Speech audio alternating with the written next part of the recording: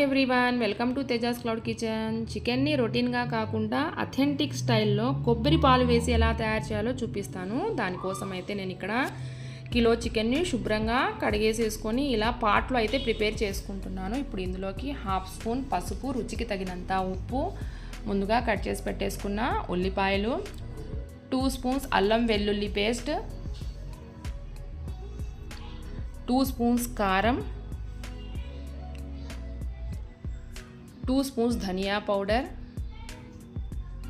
1/2 spoon జీరా powder, పుదీనా, కరివేపాకు, cut చేసి పెట్టేసుకున్న పచ్చిమిర్చి, కసూరి మేథి,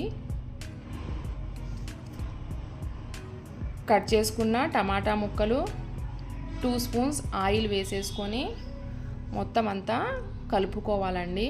ఈ మసాలాలన్నీ చికెన్కి బాగా పట్టే విధంగా కలుపుకొని స్టవ్ ఆన్ చేసేసుకొని 5 మినిట్స్ వరకు సిమ్లో కుక్ చేసుకోవాలండి. క్యాప్ పెట్టేసేసుకొని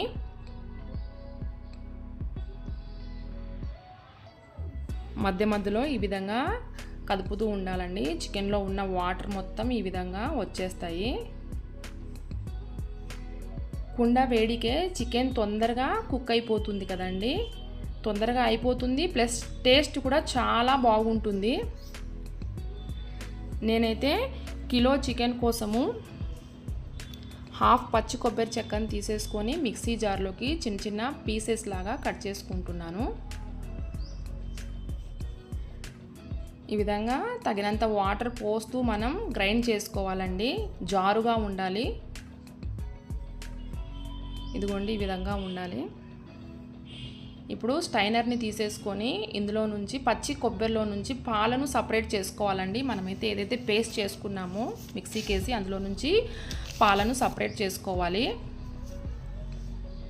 ఇప్పుడు పచ్చి కొబ్బరి పాలను చికెన్లోకి యాడ్ చేసేసుకొని ఒకసారి మొత్తం అంతా కలుపుకోవాలండి. ఈ కర్రీలోకి ఈ పచ్చి కొబ్బరి పాలు వేయడం వల్ల చాలా టేస్ట్ అనేది వస్తుంది కర్రీ అనేది. ఇలా 10 మినిట్స్ వరకు కుక్ చేసుకోవాలి. మీడియం ఫ్లేమ్లో పెట్టేసుకొని 1/2 స్పూన్ గరం మసాలా వేసేసి ఒకసారి మొత్తం కలుపుకోవాలండి. పాట్ వేడికి చికెన్ తొందరగా కుక్ అయిపోతుంది. చాలా అంటే చాలా ఫాస్ట్గా అయిపోతుంది కర్రీ కూడాను. ఈ కర్రీని రోటీ, రైస్, రాగి సంగటి, జొన్న రొట్టెలోకి చాలా అంటే చాలా బాగుంటుందండి. చూడండి, చికెన్ అనేది సాఫ్ట్గా కుక్ అయిపోయింది.